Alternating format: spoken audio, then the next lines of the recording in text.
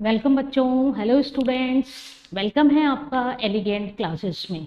जैसे समय समय पर हम बताते रहते हैं, हमारा मोटिव है ट्वेल्थ के स्टूडेंट्स की हेल्प करना, ताकि वो अपने ट्वेल्थ के पॉलिटिकल साइंस सब्जेक्ट में अच्छा स्कोर करें। मैं अनुराधा मित्तल लेके आई हूँ आपके लिए पॉलिटिकल साइंस की सीरीज, जो एग्जाम में आपकी हेल्प करेंगी, प्री बोर्ड, बोर्ड और सीयूटी एग्जाम। सीयूटी के बारे में हम टाइम टू टाइम आपको बताते हैं। सीयूटी एक एक्सरसाइज एग्जाम जिसके द्वारा आप अपनी मनपसंद यूनिवर्सिटी में अपने मनपसंद कोर्स के साथ एडमिशन लेंगे। मुझे पता है हमारे ट्वेल्थ के बच्चे अपने बोर्ड एग्जाम्स की प्रिपरेशन में लगे हुए हैं, लेकिन जैसे मैंने आपको फर्स्ट वीडियो में बताया था, हम बात करते हैं व्हाट आफ्टर ट्वेल्थ। यदि बच्चों ट्वेल्थ के बाद आप चाह रहे हैं कि आपको इंडिया की टॉप सेंट्रल यूनिवर्सिटी में एडमिशन मिले, तो आपको सीयूटी की प्रिपरेशन करनी होगी। सीयूटी के फॉर्म भरे जाते हैं जनरली फेब में, और उसका एग्जाम होता है मई में, यानी आपके पास 2 या 2.5 महीने का लगभग गैप होता है। तो आपको यदि मनपसंद यूनिवर्सिटी में एडमिशन चाहिए, तो उसकी प्रिपरेशन आपको ट्वेल्थ क्लास के साथ ही करनी होगी। तो आप थोड़ा सा टाइम निकालिए, क्योंकि ऐसा संभव नहीं है कि आप ट्वेल्थ अभी दे दें, फिर ड्रॉप करें, फिर अगले साल सीयूटी दें। कोई भी बच्चा नहीं करना चाहेगा, क्योंकि 1 साल वेस्ट होता है। तो थोड़ा थोड़ा टाइम निकालिए, और उस टाइम के साथ हमारे साथ मिलकर आप प्रिपरेशन करिए सीयूटी एग्जाम की, ताकि ट्वेल्थ के बाद का जो आपका सफ़र है, जो आपकी मंजिल का सफ़र है, वो आसानी से पूरा हो सके। मैंने बताया था कि मैं आपको पढ़ाऊंगी पॉलिटिकल साइंस, वो सिलेबस जो आपके ट्वेल्थ में भी हेल्प करेगा और वो आपका सीयूटी में भी हेल्प करेगा।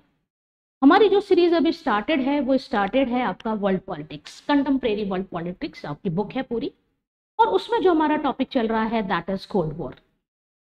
आज उन्हीं टॉपिक्स को हम ब्रीफ में रिवाइज करेंगे, और जैसे आप देख रहे हैं आज के हमारे टॉपिक्स रहेंगे military alliances and non aligned movement. तो चलिए शुरू करते हैं आज की क्लास को उसी एनर्जी के साथ, उसी एंथुजियाज्म के साथ, ताकि हम ट्वेल्थ बोर्ड और सीयूटी में अच्छा स्कोर करें। चलिए स्टूडेंट देखिए, थोड़ा सा मैं ब्रीफ रिवाइज करूंगी हमने पिछली क्लासेस में जो पढ़ा। स्टूडेंट देखिए, ब्रीफ में अगर हम रिवाइज करें तो हमारे जो टॉपिक्स थे, जैसे मैंने आपको बताया, हमारी जो हेडिंग चल रही है, जो हमारा चैप्टर चल रहा है, that is cold war. Okay, तो कोल्ड वॉर की जब हम बात करते हैं, तो इसमें हमने पढ़ा है आपका meaning of cold war, Berlin blockade, partition of Germany, Berlin war, Cuba missile crisis, Truman doctrine and Marshall plan. फटाफट से रिवाइज करते हैं, फिर हम हमारे टॉपिक को कंटिन्यू करते हैं। Meaning of cold war means, meaning of cold war की जब हम बात करते हैं, तो देखिए मैंने आपको बताया था 1939 टू 1945 तक सेकेंड वर्ल्ड वॉर रन था, ठीक है ना। या 1939 में सेकेंड वर्ल्ड वॉर स्टार्ट होता है और 1945 में ये कंप्लीट होता है। फिर हमने पढ़ा था कि ये 2 ग्रुप्स में हुआ था, एक था अलाइड पावर्स और दूसरा था एक्सिस पावर। अलाइड पावर्स में हमने पढ़ा था यूएसए, यूएसएसआर, फ्रांस, चाइना और ग्रेट ब्रिटेन। ओके, और अलाइड पावर्स में हमने क्या क्या पढ़ा था? अलाइड पावर में हमने पढ़ा था जर्मनी, इटली और जापान। जब सेकेंड वर्ल्ड वॉर एंड होता है 1945 में, तो आपको याद होगा बहुत अच्छे से, this is the winning block and this is the defeated block. यानी अलाइड जो पावर्स थी वो युद्ध जीत गई थी, और एक्सिस पावर जो थी जर्मनी, जापान और इटली, वो युद्ध हार गई थी। अब जब युद्ध हारी, तो देखिए कौन कौन सी कंट्रीज विनिंग थी? यूएसए थी, यूएसएसआर था, ठीक है, और इसके साथ अगर हम बात करें तो फ्रांस, चाइना और ग्रेट ब्रिटेन। याद करिए 1945 में सेकेंड वर्ल्ड वॉर कंप्लीट होता है, ठीक है, और सेकेंड वर्ल्ड वॉर के बाद जो ईरा आता है वो आता है कोल्ड वॉर का, बिटवीन 1945 टू 1991। बहुत शॉर्ट में मैं बताऊंगी आज आपको कोल्ड वॉर क्या है। एक ऐसी सिचुएशन जिसमें 2 सुपर ब्लॉक के बीच स्ट्रगल चल रहा था। एक सुपर ब्लॉक था यूएसए और दूसरा सुपर ब्लॉक था यूएसएसआर।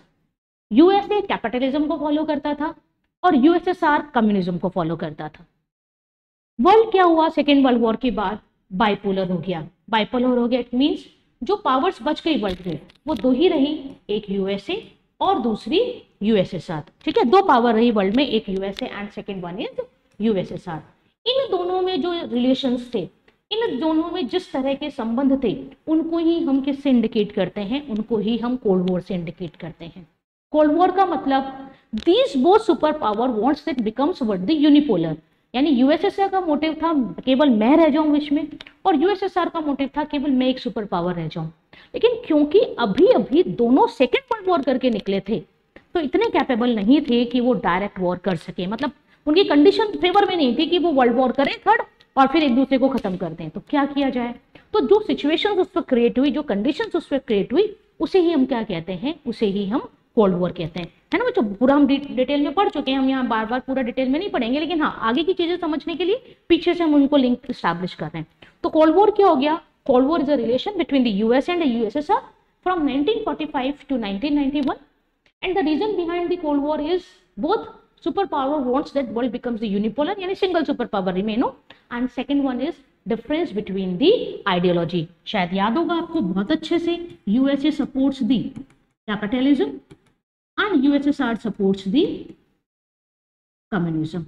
ओके, तो इन दोनों आइडियोलॉजी में डिफरेंस था, और इस डिफरेंस के कारण दोनों में जो रिलेशन चला, जो कॉन्फ्लिक्ट चले, उन्हें ही हम क्या कहते हैं, कोल्ड वॉर कहते हैं। कोल्ड वॉर में जो इंसिडेंट्स हुए उसको हम एरिना ऑफ कोल्ड वॉर कहते हैं, है ना। याद करिए, एरिना का मतलब मैंने आपको क्या बताए थे कि कोल्ड वॉर में होने वाले जो कॉन्फ्लिक्ट तो थे दोनों कंट्रीज में, लेकिन उन्होंने अपनी बाउंड्रीज क्रॉस नहीं करी, यानी उनके कारण थर्ड वर्ल्ड वॉर नहीं हुआ। तो उन जो हम कहते हैं उनको क्या कहा जाता है, एरिनास कहा जाता है। तो देखिए, उसमें सबसे पहला हमने पढ़ा था बर्लिन ब्लॉकेड। याद करिए, मैंने आपको बताया था सेकेंड वर्ल्ड वॉर में क्या हुआ था कि जो हमारा मतलब जर्मनी था, जो हिटलर का जर्मनी था, हिटलर हार गया, और इस जर्मनी के क्या किए गए थे, 4 पार्टीशन कर दिए गए थे, है ना। इस वाली में हम पढ़ेंगे अभी, ठीक है। लेकिन यहाँ हम क्यों बता रहे हैं, ये जो बर्लिन है it is the capital of Germany, ठीक है। तो जब पार्टीशन हुए, तो जैसे ये वाला पार्टीशन आ गया था फ्रांस के पास, ये माने आप Britain, and it is the control by USA, और इसको पूरी को मिलाकर क्या कहा जाता था, वेस्ट जर्मनी, क्योंकि वेस्टर्न पावर्स इसको कंट्रोल कर रही थी। अगर इधर हम देखें तो ये वाला जो पोर्शन था ये था यूएसएसआर, इसको कहा गया ईस्टर्न जर्मनी, और जो कैपिटल थी जर्मनी की बर्लिन, वो किसके एरिया में आ रही थी, यूएसएसआर के एरिया में आ रही थी। तो यूएसएसआर क्या करता है, एक बर्लिन ब्लॉकेड कर देता है। ब्लॉकेड मतलब इस तरह से बर्लिन की नाकेबंदी कर देता है कि नहीं, बर्लिन में कुछ नहीं है। और उस वक्त अमेरिका क्या करता है, एयरलिफ्ट करता है। 1948 में करी थी और बहुत ज्यादा सक्सेस नहीं हुआ। 1948 में ही यूएसएसआर को बर्लिन ब्लॉकेड हटाना पड़ा था। पार्टीशन ऑफ जर्मनी मैंने आपको बता ही दिया, जर्मनी डिफीटेड कंट्री था। तो क्या किया गया, जो अलाइड पावर्स थी, जो जीती थी, उन्होंने इस जर्मनी के टुकड़े टुकड़े कर दिए, कुछ आप लीजिए, कुछ आप लीजिए, कुछ आप लीजिए। इस तरह से होता है पार्टीशन ऑफ जर्मनी। लेकिन थोड़े दिनों बाद क्या होता है कि जो ये वेस्टर्न जर्मनी वाला पार्ट था, इधर वाला, ये अपने को एक कर देते हैं, ठीक है। और याद करिए, मैंने आपको बताया था क्या बनता है, ये फेडरल डेमोक्रेटिक रिपब्लिक, ठीक है। ये क्या बन जाता है, एफडीआर। जब ऐसा किया जाता है तो यूएसएसआर कैसे चुप बैठता, यूएसएसआर भी क्या करता है, इसको ईस्टर्न जर्मनी कहता है ना, और इसको डेमोक्रेटिक रिपब्लिक जर्मनी का नाम दे देता है। यानी बिल्कुल क्लियर कट पार्टीशन हो गया, एक पार्ट वेस्टर्न कंट्रीज के पास और दूसरा पार्ट यूएसएसआर के पास ईस्टर्न ग्रुप में आ गया। यानी this part controlled by the western block and this part controlled by the eastern block. इस तरह से जर्मनी 2 भागों में बट गया। आज का जर्मनी वो जर्मनी नहीं है। इस जर्मनी का यूनिफिकेशन हो जाता है 1990 में, जब कोल्ड वॉर खत्म होने के उस पे होता है, तो जर्मनी को वापस से ही कर दिया जाता है। आज आप देखिए जर्मनी पार्टीशन नहीं है, आज यूनिफाइड जर्मनी। और यूनिफाइड कब हो गया था, वो जब कोल्ड वॉर का एंड हुआ था। जब हम पढ़ेंगे आपका disintegration of USSR, end of the cold war, तब हम इन टॉपिक्स को कवर करेंगे। उसके बाद क्या होता है, बर्लिन वॉर 1961 में। ये जो बर्लिन था कैपिटल, इसमें यूएसएसआर के द्वारा एक वॉल बना दी जाती है, जिसको क्या कहा जाता है, बर्लिन वॉल। बनाई कब गई, 1961 में, और ये तोड़ी कब गई, 1989 में। क्यों बनाई गई थी, याद करिए, मैंने आपको बताया था कि क्या हो रहा था, इधर से जो पीपल्स थे वो ट्रांसफर हो रहे थे eastern Germany to western Germany, है ना, क्योंकि कैपिटलिज्म को फॉलो करता था, डेमोक्रेसी की बात करता था, डेवलपमेंट की बात करता था। तो इन सब के कारण से जो ईस्टर्न जर्मनी के जो पीपल्स, ईस्टर्न बर्लिन के जो पीपल्स थे, वो कहाँ मूव होने लगे, वेस्टर्न बनने। और यूएसएसआर नहीं चाह रहा था कि मेरी पॉपुलेशन मेरा एरिया छोड़कर कहीं और में जाए, तो इसने क्या फ्रेम कर ली, बर्लिन वॉर। लेकिन जब एंड हुआ, कोल्ड वॉर का एंड होने वाला था, तो क्या किया गया, इसको इंडिकेट किया। याद करिए, हमने पढ़ा था Berlin war is a great symbol of the cold war and fall of Berlin war is a great symbol is the end of the cold war. Clear. उसके बाद देखिए important missile, Cuba missile crisis. Cuba missile crisis में हमने क्या पढ़ा था, मैंने आपको बताया था कि अगर हम इस तरह अमेरिका देखें तो ये अगर नॉर्थ अमेरिका है, ये साउथ अमेरिका है, यहाँ पर क्यूबा एग्जिस्ट करता है और इधर आपका क्या था, यूएसएसआर। ठीक है ये अमेरिका के एरिया, मतलब अमेरिका के साथ बॉर्डर शेयर कर रहा है। ठीक है, लेकिन जो इसको आप मान लीजिए जो इसमें आइडियोलॉजी थी वो किसके द्वारा सपोर्ट थी यूएसएसआर के द्वारा। यूएसएसआर सपोर्ट कर रहा था, यूएसएसआर के हेल्प से ये यहाँ था। और याद करिए अमेरिका में उस वक्त कौन थे प्रेसिडेंट, जॉन कैनेडी, है ना, और यूएसएसआर में कौन थे, निकिता क्रुश्चेव। और क्यूबा में जो रूलर थे, जो इनके थे प्रेसिडेंट, वो कौन थे, Fidel Castro. Fidel Castro communism ideology को सपोर्ट करता था। यूएसए ने उस पर ध्यान भी नहीं दिया, लेकिन क्या करते हैं निकिता क्रुश्चेव 1961 के आसपास आप यहाँ से मिसाइल डिप्लॉयड करना शुरू कर देते हैं क्यूबा में। 3 हफ्ते बाद अमेरिका को जब पता चला कि क्यूबा में मिसाइल्स डिप्लॉयड की जा रही हैं, था यूएसए एकदम से मतलब आप करिए चौंक गया कि क्या हो रहा है, और उसे लगा कि मुझे एक्शन लेना पड़ेगा। तो वो क्या करता है, निकिता क्रुश्चेव को वार्न करता है कि आप अपनी मिसाइल्स को यहाँ से हटाइए, otherwise Cuba becomes the reason of the third world war. उस वक्त निकिता क्रुश्चेव बहुत अच्छा निर्णय लेते हैं, महान राजनेता का महान निर्णय कहा जाता है, great decision by the great ruler. वो क्या करते हैं, यहाँ से अपने मिसाइल्स को डिप्लॉयड कर लेते हैं, हटा लेते हैं वहां से। और ये जो क्यूबा मिसाइल क्राइसिस है, जो लग रहा था कि थर्ड वर्ल्ड आके रहेगा, वो शांति से बिल्कुल खत्म हो जाता। इसीलिए हम इसको क्या कहते हैं, एरेना कहते हैं। ओके, उसके बाद देखिए मैंने आपको और 2 चीजें बताई थी, ट्रूमैन डॉक्ट्रिन और मार्शल प्लान।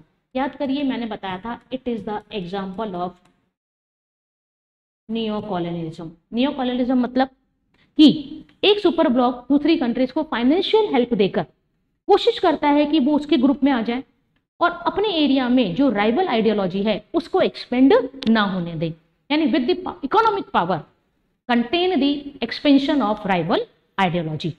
ट्रूमैन डॉक्ट्रिन हमने पढ़ा था 1947 में by the president of America. उन्होंने यूनान और टर्की को फाइनेंशियल हेल्प करी और प्रॉमिस लिया they never expand communism in their area. इसी तरह का प्लान जो उनके फॉरेन सेक्रेटरी थे मार्शल प्लान, मार्शल के द्वारा भी लाया गया 1948 में, लेकिन ये टर्की और ग्रीस के लिए था और ये था आपके वेस्टर्न यूरोप के लिए। यानी वेस्टर्न यूरोप की जो कंट्रीज थी उनको 1948 टू 1952 तक अमेरिका के द्वारा हेल्प दी गई और हेल्प देके प्रॉमिस लिया गया कि आप कैपिटलिज्म को सपोर्ट करेंगे, कम्युनिज्म को अपोज करेंगे, यूएसए के सुपर ब्लॉक में रहेंगे, यूएसएसआर के सुपर ब्लॉक में नहीं रहेंगे। तो बच्चों ये मैंने आपको ब्रीफ में बताया हमारे जो हम प्रीवियस टॉपिक पढ़ चुके हैं। आज की क्लास में जो हम पढ़ने वाले हैं that is military alliances and non aligned movement, introduction of the non aligned movement. तो देखिए बच्चों आप स्लाइड पे देख रहे हैं, हेडिंग क्या है, military alliances during cold war, NATO, SEATO, CentOS और वार्सा। ठीक है, अब क्या मतलब है इनका, सबसे पहले हम मीनिंग समझें, what is the meaning of military alliances. तो देखिए सब चीज एक पॉइंट दूसरे पॉइंट से लिंक है। ऐसा नहीं है कि हम सोचें कि हम पहला वाला ना देखें वीडियो और यहाँ से पढ़ लें, समझ में तो आएगा, ऐसा नहीं समझ में आएगा क्योंकि हम लिंक करके समझा के चलते हैं। लेकिन अगर आप प्रीवियस वीडियो देख के फिर इस वीडियो पे आएंगे तो आपको समझने में बहुत आसानी रहेगी। देखिए मैंने आपको बताया कि ये जो आपके 2 कंट्रीज थे यूएसए और यूएसएसआर, इनके बीच में क्या स्टार्ट हो गया था, कोल्ड वॉर स्टार्ट हो गया था। कोल्ड वॉर के द्वारा वो क्या कर रहे थे, एक दूसरे की पावर को कम करने की कोशिश कर रहे थे। ठीक है, अब हम बात करें तो मैंने आपको बताया कि जो ये यूएसए था ये किसको सपोर्ट कर रहा है, ये कैपिटलिज्म को सपोर्ट कर रहा है। यूएसएसआर किसको सपोर्ट कर रहा है, कम्युनिज्म को सपोर्ट कर रहा है। ठीक है, दोनों का मोटिव क्या है, ये चाह रहा है मैं इसको खत्म कर दूं और ये चाह रहा है मैं इसको खत्म कर दूं और वर्ल्ड कैसे बन जाए यूनिपोलर। तो एक मेथड तो आपने देख लिया था नियो कॉलोनिज्म, डॉलर डिप्लोमेसी, यानी पैसा दो अपने खेमे में मिलाओ, आ रही बात समझ में। लेकिन उस वक्त जो कंट्रीज थी उनको पैसे के साथ साथ एक चीज और चाहिए थी, और वो क्या चाहिए थी, सिक्योरिटी, सुरक्षा, है ना भाई। कोई ग्रुप कोई कंट्री कह रहा है मैं यूएसए में शामिल हो जाता हूँ, चलो वो कह रहा है मैं कैपिटलिज्म को मानता हूँ, मुझे यूएसए बहुत अच्छा लगता है, मैं यूएसए की ब्लॉक में शामिल होना चाह रहा हूँ। लेकिन मान लीजिए मैं यूएसए की ब्लॉक में इंक्लूड हो गया, तो ये गारंटी कौन देगा कि यदि यूएसएसआर मुझ पर कोई एक्शन करता है, कोई मिलिट्री एक्शन करता है, तो फिर मुझे बचाने कौन आएगा। और यदि आप बचाने भी आएंगे तो क्या कोई ऐसा एग्रीमेंट आप कर रहे हैं जिस एग्रीमेंट की बेसिस पर मैं फेथ कर लूं कि आप मुझे बचा लेंगे और मैं आपके ग्रुप में इन्वॉल्व हो जाऊं। तो देखिए इन्हीं मोटिव को पूरा करने के लिए मिलिट्री अलायंसेस लाएंगे। मिलिट्री अलायंसेस का जो टैग है वो है कलेक्टिव सिक्योरिटी। यानी एक राष्ट्र को सभी राष्ट्र मिलकर सिक्योर करेंगे। ठीक है, तो ये मैंने कुछ मिलिट्री अलायंसेस के नाम लिखे हैं, NATO, SEATO, CENTO and Warsaw. Flow chart के द्वारा हम इंडिकेट कर रहे हैं कि NATO was framed, NATO, SEATO, CENTO was framed by the USSR, Warsaw pact framed by the USSR.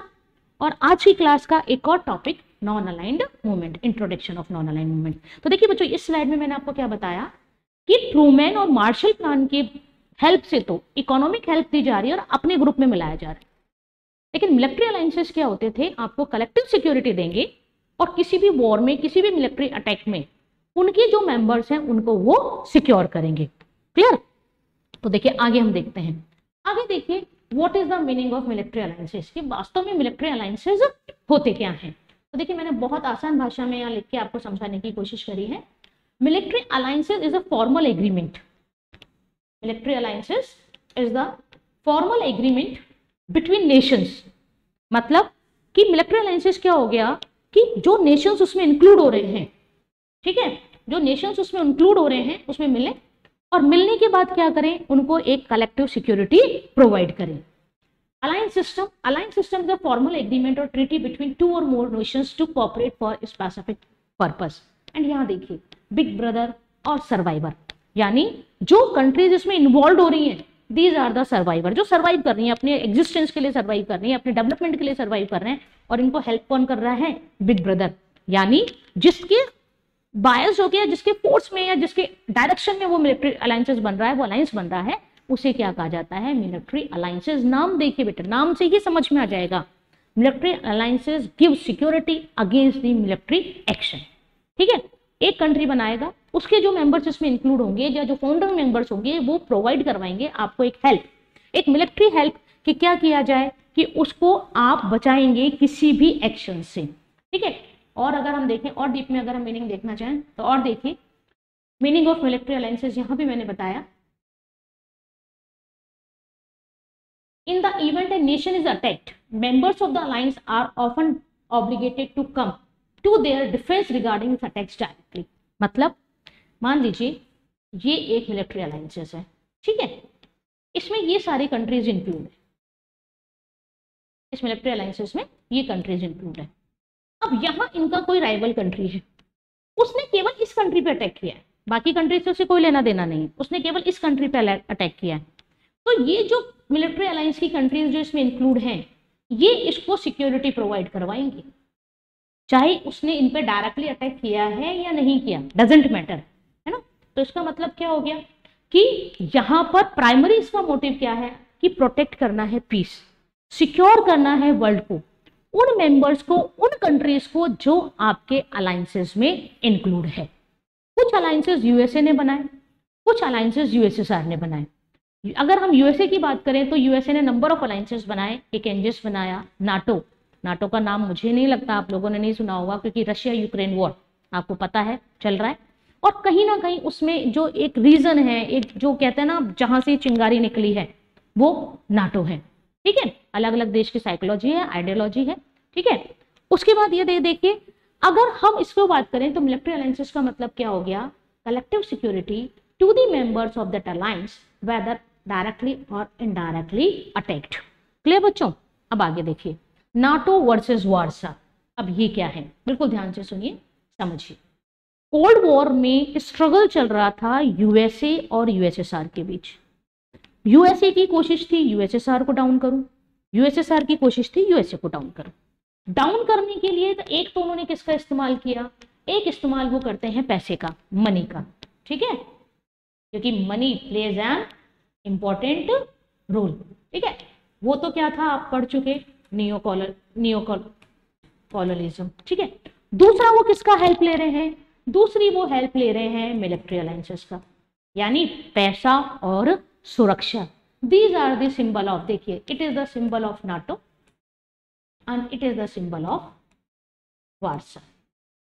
ठीक है, तो कोल्ड वॉर क्या कर रहा था? उसने पूरे वर्ल्ड को दो तरह से बटा हुआ तो था ही, लेकिन और मिलिट्री उसमें भी बांट दिया। जिन कंट्रीज ने नाटो को साइन किया, जिन कंट्रीज ने नाटो में मिलना स्वीकार किया, उनकी कलेक्टिव सिक्योरिटी की रेस्पॉन्सिबिलिटी किस में आ गई? यूएसए के पास आ गई। और जिन कंट्रीज ने वार्सा में मिलना शुरू किया या वार्सा पैक्ट पर साइन करा, उनकी कौन कर रहा था सिक्योरिटी?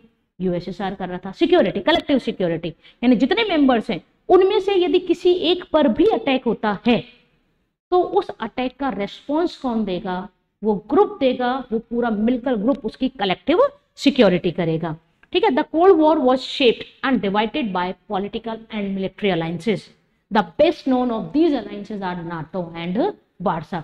यानी आपसे क्वेश्चंस पूछा जा सकता है बोर्ड में, प्री बोर्ड में। देखिए क्वेश्चंस किस तरह के बनते हैं। एक आपसे पूछा जा सकता है what is the meaning of military alliances, है ना। मिलिट्री अलायंसेस का क्या अर्थ है, तो उसको आप कैसे बताएंगे? बहुत आसान। देखिए बच्चों मैं आपको बताऊं, आप 12th बोर्ड एग्जाम दे रहे हैं, है ना, एनालिटिकल क्वेश्चंस आते हैं आपके पास, है ना, और आप बुक में से भी, तो ऐसा कोशिश ना करें आप, हमें रट्टू तोता नहीं बनना कि बुक की लैंग्वेज रटने की कोशिश करें और पता लगता है 4 लाइन रटने में हमें 4 घंटे लग जाते हैं। लेकिन यदि आप उसी चीज को समझ लें और कोशिश करें अपनी भाषा में लिखने के लिए, तो आपको मार्क्स तो तब भी मिलेंगे। क्योंकि जो आपका कॉपी चेकर है, जो इन्विजिलेटर है, वो जो आपको जो चेक कर रहे हैं कॉपी, उनका मोटिव ये नहीं है कि आप बुक को छाप रहे हैं या ना छाप रहे हैं। उनका मोटिव ये आईक्यू देखना होता है कि जो क्वेश्चंस पूछा गया है उसका आंसर आपको आता है या नहीं आता। तो चीजों मैंने पहले भी कहा, पॉलिटिकल साइंस कोई बोरिंग सब्जेक्ट नहीं है, बहुत इंटरेस्टिंग सब्जेक्ट है। देखिए अब तक लगा कि कोई बोरिंग है, हम तो कहानी पढ़ रहे हैं, है ना, 2 शेर लड़ रहे हैं, उनकी कहानी हम पढ़ रहे हैं कि वो कैसे जंगल में अपना राज स्थापित करना चाह रहे हैं, वही चीज हम यहाँ पे पढ़ रहे हैं। ठीक है। तो मिलिट्री अलायंस का मीनिंग पूछा जाए तो simple, it is a group of countries that are headed by a big brother that provides the collective security to those countries. Example NATO and Warsaw. NATO framed by the USA and Warsaw framed by the USSR. इतना simple answer है, कोई रटने की जरूरत नहीं, कुछ नहीं, बस कंसेप्ट दिमाग में क्लियर होना चाहिए, मीनिंग दिमाग में क्लियर होना चाहिए, आंसर तो हम यूं लिख लेंगे। ठीक है। देखिए यहाँ पर हमने ये साइन आपको याद रखने हैं, it is the sign of NATO and it is the sign of Warsaw. ठीक है। उसके बाद यदि हम बात करें अगले स्लाइड में, यदि हम देखें तो देखिए अब हमें नाटो और वार्सा को डिटेल में पढ़ना है। इतना तो हमें यहाँ तक समझ में आ गया, NATO and Warsaw is a military alliances, both provide the collective security to the nations of the world to a particular area or a particular treaty। अब देखिए हम नाटो की बात करते हैं। जैसे मैंने अभी आपको बताया कि नाटो कहीं ना कहीं एक इंपॉर्टेंट रोल प्ले करता है, किसमें? रशिया और यूक्रेन वॉर में। आज जो रशिया और यूक्रेन वॉर चल रहा है कंटिन्यू, उसमें कहीं ना कहीं मेजर रोल कौन प्ले करता है? नाटो। तो देखिए नाटो को समझने की कोशिश करते हैं। What is the full form of NATO? The full form of NATO is North Atlantic Treaty Organization. वापस से सुनिए, नॉर्थ अटलांटिक ट्रीटी ऑर्गेनाइजेशन। ठीक है, पहली बात। दूसरी बात, when it is created, it is created in 1949। यानी नाटो कब फ्रेम किया गया? 1949 में फ्रेम किया गया। किसने किया? United state of America. Founder country वही था, लेकिन इसके साथ सेवरल वेस्टर्न यूरोप नेशंस और भी इसके साथ थे। जैसे मैंने बताया फाउंडिंग कंट्रीज कितनी थी इसकी? 12। ठीक है। और भी वेस्टर्न यूरोप के कंट्रीज मिले और इन्होंने एक ट्रीटी पे साइन करा जिसको क्या कहा गया? नाटो कहा गया, North Atlantic Treaty Organization. Motive क्या था? बार बार हम पढ़ के आ चुके। मोटिव क्या है इसका? Collective security. किसके अगेंस्ट है? Obviously Soviet union. याद हो गया नाटो। देखिए क्या याद किया हमने? पहला, full form of NATO North Atlantic Treaty Organization. When it is created? 1949। Who is created? USA. Clear? What is the motive? Collective security. Collective security against whom? Soviet Union और USSR। आराम से आपका 2 मार्क्स के जो question आते हैं वो prepare हो गया, कहीं रटने की हमें जरूरत ही नहीं हुई। ठीक है। उसके बाद देखिए नाटो का हेडक्वार्टर यदि हम बात करें तो नाटो का हेडक्वार्टर कहाँ पर है? ब्रुसेल्स। आपको पता है it is the capital of Belgium. Founding countries 12। यानी 1949 में जब नाटो बना तो कितनी कंट्रीज ने मिलकर उसको बनाया था? तो पूरी 12 की 12 तो हमें याद करने की जरूरत नहीं है, लेकिन कुछ इंपॉर्टेंट तो हमें पता ही है। बिग ब्रदर तो कौन है? यूएसए, कनाडा, डेनमार्क और एक्सेट्रा 12 कंट्रीज ने मिलकर इसको नाटो को फ्रेम किया था। लेकिन यदि आज हम पूछें आज की तारीख में how many members are in NATO, तो इसकी मेंबरशिप एक्सपेंड हो चुकी है और at present current members are 31। जो बच्चों आपकी पुरानी एडिशंस की बुक होंगी उनमें 30 है, लेकिन ध्यान रखिए करंट डेटा के according NATO have 31 members. Okay. अगर हम लेटेस्ट 2 मेंबर्स देखें तो नॉर्थ मैसेडोनिया जो कि 2020 में ऐड होता है, और जो बिल्कुल latest new member of NATO that is Finland 2023। Important है ना। जब आप CUT वगैरह के एग्जाम देते हैं तो कहीं ना कहीं इस तरह के क्वेश्चंस आते हैं कि आपने बुक में से तो पढ़ा ही पढ़ा, लेकिन करंट आपकी नॉलेज, करंट अफेयर्स पे भी आप कितना मतलब ध्यान रखते हैं, और बेसिकली उनका जो आपके सब्जेक्ट से रिलेटेड है। तो देखिए नाटो हमने देख लिया। नाटो क्या है? एक मिलिट्री अलायंस जो अमेरिका ने बनाया था यूएसएसआर के अगेंस्ट, वो कलेक्टिव सिक्योरिटी देता है। हेडक्वार्टर ब्रुसेल्स में, full form North Atlantic Treaty Organization, founding countries 12, current members 31, headquarter Brussels, capital of Belgium. And you have to remember two latest new members of the NATO, latest North Macedonia 2020 and Finland in 2023. तो it is the detail about the NATO. Next देखिए Warsaw. Okay, अब हम किसकी बात करेंगे? अब हम Warsaw की बात करेंगे। इससे पहले हमने किसकी बात करी थी? नाटो की बात करी थी। देखिए वार्सा की बात करें हम,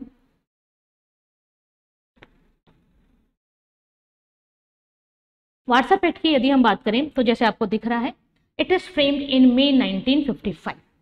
नाटो का फ्रेम हुआ 1949 में, वार्सा का फ्रेम हो रहा है 1955 में। देखिए अगर हम एक लाइन में बोलें वार्सा की बात, तो वार्सा क्या है? It is the counter action of USSR against NATO. USSR ने नाटो बनाया, कब बनाया था याद है आपको? 1949 में। तो नाटो में जो कंट्रीज इंक्लूड हुई उनको कलेक्टिव सिक्योरिटी कौन प्रोवाइड कर रहा है? यूएसए। तो यूएसएसआर को लगा मुझे भी ऐसा कुछ करना चाहिए जिससे मेरी ब्लॉक में नंबर ऑफ मेंबर्स एनलार्ज हो, इंक्रीज हो। तो वो क्या करता है? यूएसएसआर में 95 में एक पैक्ट बनाता है, एक मिलिट्री अलायंसेस बनाता है जिसका नाम है वार्सा, है ना। It is the capital of Poland. वही बात बिल्कुल नाटो का अपोजिट कर देंगे तो डेफिनेशन वार्सा की हो जाएगी, है ना। Warsaw framed by Soviet Union against USA, provides collective security to against the USA, framed in 1955। इसकी कोई फुल फॉर्म नहीं है, प्लेस का नाम है, इसलिए वार्सा ही आपको याद करनी पड़ेगी, नाटो की फुल फॉर्म थी, ठीक है। उसके बाद देखिए तो आपको पता है कि जो पैक्ट होता है इनमें कॉपरेशन की बात की जाती है, म्यूचुअल असिस्टेंस होता है, यानी आपस में एक दूसरे से बात करके समझौता करते हैं। हाँ, आपके साथ कोई प्रॉब्लम आई, कोई अटैक हुआ तो हम आपको कलेक्टिव सिक्योरिटी देंगे, और किसी मेंबर के साथ हुआ और इसको हेडेड कौन करेगा? इसको यूएसएसआर हेडेड करेगा, ठीक है। फ्रेम कब होता है? 1955 में। कितने मेंबर्स के साथ? 8 मेंबर्स के साथ, लेकिन अल्बेनिया 1968 में इसकी मेंबरशिप छोड़ देता है, ठीक है। आफ्टर द लेकिन क्या होता है? डेमोक्रेटिक रेवोल्यूशन होती है। अगर बच्चों हम बात करें period of 1989 to 1991, it is the period of end of cold war, यानी इस समय कोल्ड वॉर खत्म होना शुरू हो गया था, जो 1991 में उसके डिसइंटीग्रेशन के साथ खत्म हो गया। तो वार्सा पैक्ट भी क्या होता है? 1989 में अपने आप को नॉन एग्जिस्टेंट डिक्लेयर कर देता है, यानी वो कहता है कि मेरा कोई वजूद नहीं है, अब मैं वार्सा पैक्ट को भंग कर रहा हूं, ठीक है। इस तरह से क्या हुआ? 1955 में वार्सा पैक्ट बना, और 1989 में ये क्या होता है? ईस्टर्न यूरोप, देखिए याद करिए, मार्शल प्लान वेस्टर्न यूरोप, है ना, याद आया। NATO North Atlantic area, Truman Turkey और ग्रीस, यानी आप जब भी कोल्ड वॉर का कोई इंसिडेंट, कोई ट्रीटी, कोई अलायंस पढ़ेंगे तो उसमें एक पर्टिकुलर एरिया पर बहुत ध्यान दिया जाता है। तो ये जो वार्सा पैक्ट तैयार हुआ था, इसमें कौन सी कंट्रीज थी? Basically eastern Europe, eastern Europe under the control of Soviet union, western Europe under the control of USA. तो वहां और कंट्रोल बनाने के लिए क्या किया जाता? मिलिट्री हेल्प दी जा रही थी, कलेक्टिव सिक्योरिटी दिया थे। तो नाटो को काउंटर चैलेंज करने के लिए यूएसएसआर क्या फ्रेम करता है? यूएसएसआर फ्रेम करता है वार्सा पैक्ट। कब फ्रेम करता है? 1955 में। और कब अपने आप की एग्जिस्टेंस खत्म कर देता है? 1989 में। इंपॉर्टेंट लाइन क्या ध्यान रखनी है? Warsaw pact is the counter action of USSR against the NATO. NATO के जवाब में जो यूएसए ने नाटो बनाया, तो यूएसएसआर ने जो जवाब दिया वो किसके द्वारा दिया? वार्सा के द्वारा, ओके। और हम देखते हैं सब मोर मिलिट्री अलायंसेस, ठीक है। और डेफिनेटली मिलिट्री अलायंसेस में से आपका क्वेश्चन बनता ही बनता है। देखिए आपको दिख रहा है स्क्रीन पे, हम 2-3 मिलिट्री अलायंसेस की और बात करेंगे। एक हम बात करेंगे सीटो, एक हम बात करेंगे सेंटो। दीज याद करिए, फर्स्ट स्लाइड में मैंने आपको बताया था, NATO, SEATO, CENTO created by the USA, Warsaw created by the USSR. NATO 1949 में फ्रेम होता है। नाटो का एरिया था नॉर्थ अटलांटिक एरिया, ठीक है। लेकिन अमेरिका तो इतना ऐसे कैसे बाकी एरिया को छोड़ दिया जाए? तो 1954 में South East Asia Treaty Organization, है ना, South East Asia Treaty Organization, यानी अगर इस पहली बात तो इस कंट्री पर कौन, इस जो अलायंस है, जो ये एग्रीमेंट हो रहा है, इस पे कौन सी कंट्री साइन करेंगी? जो साउथ ईस्ट एशिया में रिसाइड करती है, क्लियर। अब जो इसमें साइन करेंगी उनकी कलेक्टिव रिस्पॉन्सिबिलिटी, जो कलेक्टिव सिक्योरिटी उसकी रिस्पॉन्सिबिलिटी किससे होगी? यूएसए। देखिए अगर मिलिट्री अलायंस है कोई सा भी है, चाहे नाटो है, सीटो है, सेंटो है, वार्सा है, कोई भी मिलिट्री अलायंस है उसका मोटिव सेम है। उसका मोटिव है बिग ब्रदर बन के जो सर्वाइवर्स हैं उनको कलेक्टिव सिक्योरिटी देना, मिलिट्री अटैक से आर्म्स के साथ उनकी मिलिट्री हेल्प करना है, उनको सिक्योर करना है कि कोई दूसरा कंट्री आकर उन पर अटैक ना कर दे। चाहे मीनिंग ऑफ सीटो हो, चाहे मीनिंग ऑफ सेंटो हो, चाहे मीनिंग ऑफ नाटो, चाहे मीनिंग ऑफ वॉरसो। डिफरेंस कहाँ आता है? डिफरेंस आता है कि उनका बिग ब्रदर कौन है और उनका एरिया कौन है। नाटो, सीटो, सेंटो में बिग ब्रदर कौन हो गया? अमेरिका हो गया। वार्सा में बिग ब्रदर कौन हो गया? आपका यूएसएसआर हो गया। ठीक है, तो यूएसएसआर ने तो एक मिलिट्री अलायंसेस बनाई और उसको भी 1989 में वो क्या कर देता है? डिसमिस कर देता है।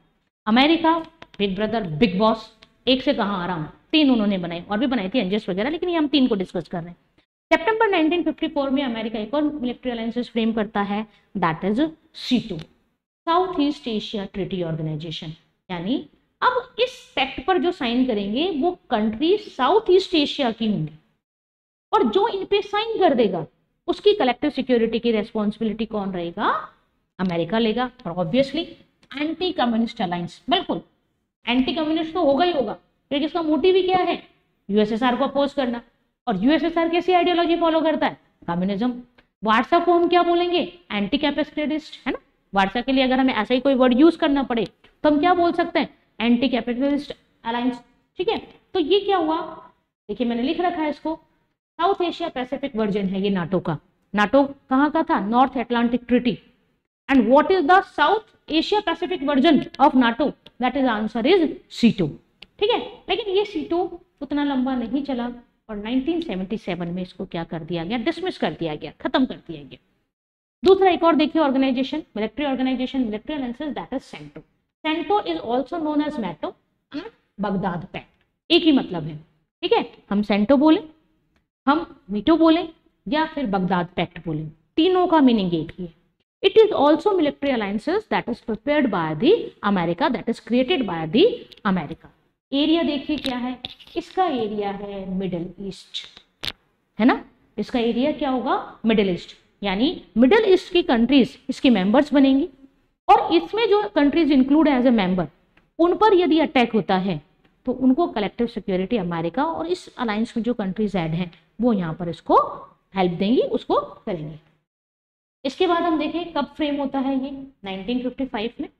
ठीक है, कंट्रीज देखिए मिडिल ईस्ट की आएंगी, Iran, Iraq, Pakistan, Turkey and United kingdom. ठीक है, लेकिन ये भी कब डिसमिस हो जाता है? 1979 में। आया बच्चों समझ में? यानी हमने क्या पढ़ी? मिलिट्री अलायंसेस पढ़ी।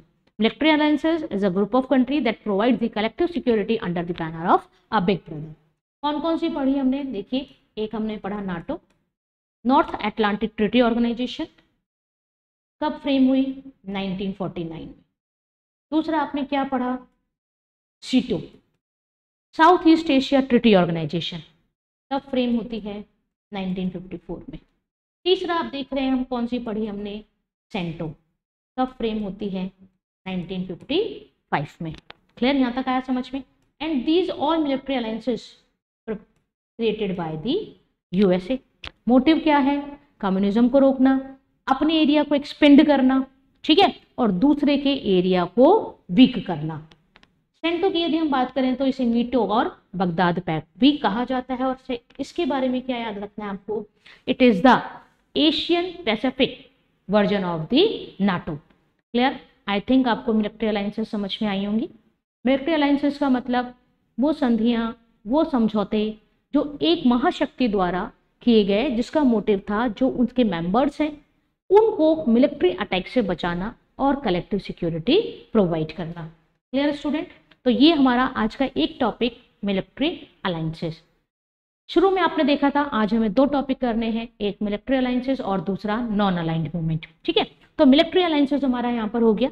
अगला हमारा टॉपिक है that is non aligned movement. It is the most most most important topic in your syllabus. Definitely 100% इनमें से कोई ना कोई एक क्वेश्चन आपके पास आएगा। थोड़ा सा टॉपिक इंटरेस्टिंग भी है, थोड़ा लेंदी भी है। आज हम इसकी इंट्रोडक्शन देंगे और अगली क्लास में हम इसको पूरा डिटेल में डिस्कस करेंगे। ठीक है, तो देखिए, अगर हम बात करें what is the meaning of non aligned, non aligned का मतलब क्या होता है? तो देखिए, अगर आप, मैंने पहले भी क्लासेस में कई बार कहा है कि किसी भी चीज के लिए हमें दिमाग पे प्रेशर नहीं लेना। अगर हम चीजों के जो वर्ड है उसका मीनिंग समझ लें तो ही हमारे काफी सारे कंसेप्ट क्लियर हो जाते हैं। कोल्ड वॉर यूएसए यूएसएसआर के बीच बिना वेपन से हुआ, इसलिए कोल्ड वॉर। वेपन यूज होते तो कोल्ड वॉर होता ही क्यों, वॉर हो जाता है। ठीक है, क्यों हुआ? Capitalism, communism.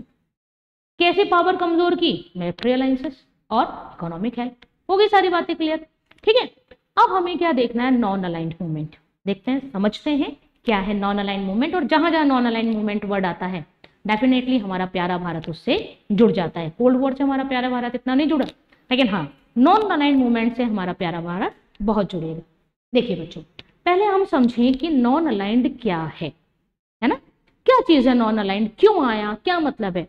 तो यहां वापस से आपको जाना पड़ेगा एरा ऑफ कोल्ड वॉर। ठीक है, आप देखिए आपने पढ़ा कि कोल्ड वॉर 1945 में शुरू होगा और इसका एंड भी हम करेंगे 1991 में। यहां वर्ल्ड क्या था? बाइपोलर था। बाइपोलर मतलब एक ब्लॉक को लीड कर रहा था यूएसए और दूसरे ब्लॉक को लीड कर रहा था यूएसएसआर। यहां तक आ गई बच्चों बात समझ में? अब यहां पर आपको एक वर्ड ध्यान देना पड़ेगा, और वो वर्ड क्या है? डीकोलोनाइजेशन। अब ये क्या होता है? देखिए, पिछली क्लासेस में याद करिए मैंने जरूर ये लाइन बोली है आपसे कि इंडिया को जो 1947 में इंडिपेंडेंस मिली उसके पीछे कहीं ना कहीं थोड़ा बहुत रोल सेकेंड वर्ल्ड वॉर का भी था। अब क्या होता है, सेकेंड वर्ल्ड वॉर के बाद नंबर ऑफ कंट्रीज इंडिपेंडेंट होने लगती हैं कॉलोनी रूल से। 1947 में इंडिया हुआ, 1948 में श्रीलंका हुआ। इस तरह से जो सुपर पावर्स थी जिन्होंने सेकेंड वर्ल्ड वॉर से पहले इनको अपनी कॉलोनी बना रखा था, वो उनको इंडिपेंडेंट करती है, भैया हम खुद समझ जाए, वो बहुत है, तुम अपने आप को संभालो। और ये जो एशिया, अफ्रीका और लैटिन अमेरिका के कंट्रीज फ्री हुए कॉलोनी से, उसे ही क्या कहा जाता है? डीकोलोनाइजेशन। डीकोलोनाइजेशन मतलब the countries belonging to the Asia, Africa and Latin America free from the colony rule is known as the decolonization. I think बच्चों यहां तक समझ में आया होगा। डीकोलोनाइजेशन का मतलब क्या हो गया? वो कंट्रीज जो सेकेंड वर्ल्ड वॉर की पीरियड के बीच में या सेकेंड वर्ल्ड वॉर के बाद कॉलोनी रूल से इंडिपेंडेंट हुई तो वो क्या हुआ? डीकोलोनाइज कहलाती है। वो डीकोलोनाइजेशन का एक प्रोसेस कहलाता है। एरिया कहां पर है? एशिया, अफ्रीका और लैटिन अमेरिका। चलिए, तो डीकोलोनाइजेशन पढ़ा हमने। अब नाम क्या है? देखिए क्या हुआ। अब मैं इंडिया का एग्जाम्पल आपको देके समझाती हूँ। 1947 में इंडिया इंडिपेंडेंट हुआ, तो बच्चों आप खुद सोचिए कि जब जब कंट्री इंडिपेंडेंट होंगी तो क्या ये दोनों सुपर पावर ब्लॉक इसको प्रेशर नहीं करेंगे कि मेरे ग्रुप में आओ और मेरे ग्रुप में आओ, है ना? मान लीजिए आपकी क्लास में या आपका कोई राइवल है, ए राइवल है और बी राइवल है, ठीक है? इन दोनों में कोल्ड वॉर चल रहा है, लड़ नहीं रहे लेकिन हाँ दुश्मन है, कमजोर तो आपको करेंगे। अब कोई एक नया बच्चा आया क्लास में, एक्स, तो आप खुद सोचिए, क्या ये नहीं सोचेगा मैं इस एक्स से बात करके अपना फ्रेंड बना लूं? ये बी नहीं सोचेगा मैं इससे एक्स से बात करके अपना फ्रेंड बना लूं, है ना? और जो आप याद करिए, जो ट्रूमैन सिद्धांत, Marshall plan, NATO, SEATO, CentOS, वारसा, सब क्या है? यही तो है ना? कि आपको लालच दिया जा रहा है, हमारे ग्रुप में आ जाओ, पैसा दे रहे हैं हमारे ग्रुप में आ जाओ, सिक्योरिटी दे रहे हैं हमारे ग्रुप में आ जाओ। याद करिए, अपने फ्रेंड्स को बढ़ाना और दूसरे के एनिमीज को बढ़ाना, यही तो था। ठीक है, तो यहाँ पर जो कंट्रीज जो आपके इन्वॉल्व हो रही थी, जिन कंट्रीज के बीच में कोल्ड वॉर चल रहा था, वो नई कंट्रीज को क्या प्रेशराइज कर रही थी? वो प्रेशराइज कर रही थी अपने ग्रुप को ज्वाइन करने के लिए। कोई भी कंट्री इंडिपेंडेंट हो, इसके पीछे लग गया यूएसए, अच्छा मैं आपको इकोनॉमिक हेल्प देता हूँ, मेरे ग्रुप में आ जाइए। अच्छा यूएसएसआर, नहीं नहीं नहीं, आप वार्सा पैक्ट में आ जाओ, मैं आपको कलेक्टिव सिक्योरिटी दूंगा। अब जो इंडिपेंडेंट हुआ वो क्या करे? तो ऐसी ही सिचुएशन 1947 में किसके सामने आई? इंडिया के सामने आई। USA pressurised India to join the western bloc, USSR pressurised India to join the eastern bloc. अब इंडिया क्या करे, है ना? यही तो खास बात है कि इंडिया ने क्या किया उस वक्त, कौन से ब्लॉक में गया? यूएसए के ब्लॉक में गया या यूएसएसआर के ब्लॉक में गया? And that time India framed a new policy, not alone India, हम आगे डीप में पढ़ेंगे, और भी कंट्रीज साथ थी, एशिया अफ्रीका की और भी कंट्रीज थी, लेकिन अभी हम इंडिया का एग्जांपल लेके चल रहे हैं। इंडिया ने और बाकी जो कंट्रीज थी एशिया अफ्रीका की, उन्होंने कहा नहीं हम नहीं ज्वाइन हो रहे। क्यों ज्वाइन हो हम? ठीक है, तो हम नहीं ज्वाइन हो रहे, तो इन्होंने क्या करा? उस ग्रुप को ज्वाइन करने से मना कर दिया, मतलब never the join the group of USA और never the join of USSR. और इस तरह की जो कंट्रीज निकल कर आई उन्हें ही क्या कहा गया? Non aligned countries. वही मीनिंग देखिए, नॉन अलाइंड यानी countries that not aligned with the USA and USSR in the era of cold war are known as non aligned countries. Reason of the origin: in the era of Cold War, the new decolonized countries, मैंने बताया decolonized मतलब जो colonial rule से independent हो रही थी, and from where, Asia, Africa and Latin USA, not to join either alliance, किसी भी अलायंस को उन्होंने ज्वाइन नहीं किया। मीनिंग देखिए, the non align movement was form during the cold war, बताया मैंने आपको, as an organization of states, clear, that did not seek to formally align themselves with either of the United States or Soviet Union, but sought to remain independent or neutral. It means cold war के इरा में जो new independent countries थी, जिन्हें हमने decolonise countries कहा, area, Asia, Africa, Latin America, USA, ठीक है, उन्होंने कहा हम किसी भी ग्रुप में इंक्लूड नहीं होंगे, हम अपने आप को इंडिपेंडेंट रखेंगे और न्यूट्रल रखेंगे। न्यूट्रल मतलब ना इधर ना उधर। उन्हीं कंट्रीज के ग्रुप को क्या कहा गया? उन्हीं कंट्रीज के ग्रुप को कहा गया नॉन अलाइंड ग्रुप। इंडिया की यदि हम बात करें, India not join any military bloc because India wanted peace. India ने ना नाटो ज्वाइन किया, ना सीटो किया। देखिए पाकिस्तान ने ज्वाइन किया था, है ना, Pakistan is a founding member of CENTO 1979। और देखिए मैं बताऊंगी आगे, जब तक पाकिस्तान मिलिट्री अलायंसेस का मेंबर रहा, he not get the membership of non aligned. जब उसने वहां से रिजाइन किया तभी वो यहाँ पर मेंबर बना। आगे की कहानी में हम पढ़ेंगे।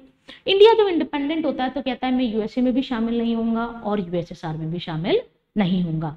आया बच्चों समझ में? Had India supported one bloc and another bloc have opposed, since India have adopted a non-aligned policy for peace and prosperity. India को पता था यदि मैं यूएसए की ब्लॉक में इंक्लूड हो गया तो बिना वजह ही मेरे साथ यूएसएसआर की दुश्मनी हो जाएगी। इंडिया को यह भी पता था यदि मैं यूएसएसआर के ब्लॉक में शामिल हो गया तो चाहे मैंने यूएसए का कुछ बिगाड़ा या नहीं बिगाड़ा, यूएसए ऑटोमेटिकली क्या बन जाएगा? मेरा राइवल बन जाएगा, है ना। तो आज मैंने ब्रीफ में बताया आपको मीनिंग नॉन अलाइंड का, वापस से सुनिए। नॉन अलाइंड क्या है? एक पॉलिसी है जो डीकोलोनाइज कंट्रीज ने ऑप्ट किया था इन the era of cold war. Decolonise countries का एरिया एशिया, अफ्रीका और लैटिन यूएसए।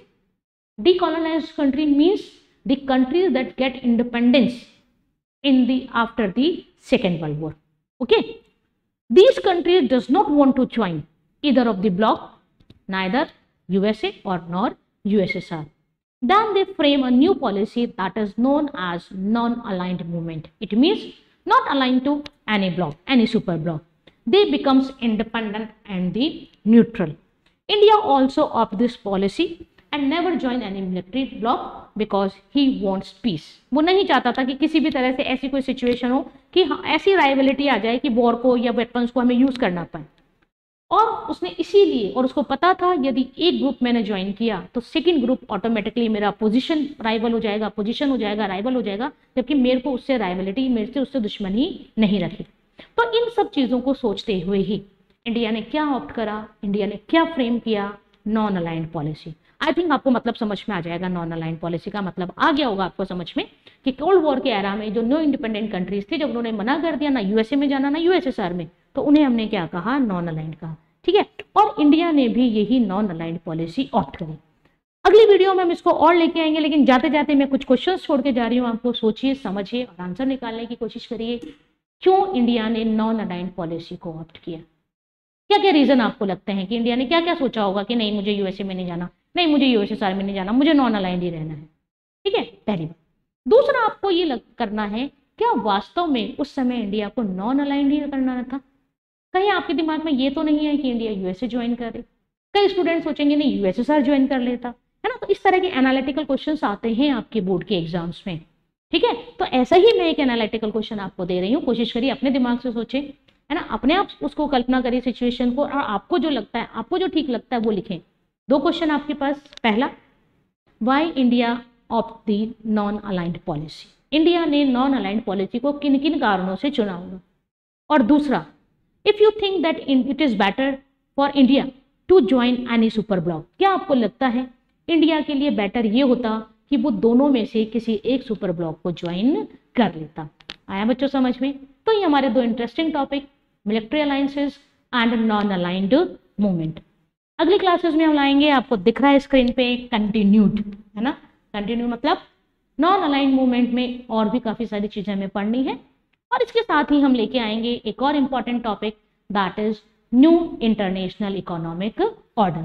हमारा एलिगेंट क्लासेस आपकी हर तरह से हेल्प करने के लिए तैयार है। मैंने पिछली वीडियोस में भी कहा है, मेरे पॉलिटिकल साइंस के 12th के बच्चों को पॉलिटिकल साइंस से रिलेटेड कोई भी हेल्प चाहिए, किसी भी टॉपिक की हेल्प चाहिए, कुछ क्वेश्चंस चाहिए, कोई टॉपिक आपको समझ में नहीं आ रहा या किसी पर्टिकुलर टॉपिक की आपकी डिमांड है कि इसका वीडियो तैयार किया जाए, तो आप हमें ज़रूर कमेंट करके बताइए। और ये भी कमेंट करके बताइए कि हमारा ये एफर्ट्स कैसा लग रहा है आपको हमारे 12th के बच्चों की हेल्प करने के लिए, ताकि वो पॉलिटिकल साइंस में बोर्ड में अच्छे नंबर लाएं। और यदि आप CUT पॉलिटिकल साइंस से करना चाह रहे हैं तो डेफिनेटली हमारी ये कोशिश कहीं ना कहीं आपकी हेल्प करेगी।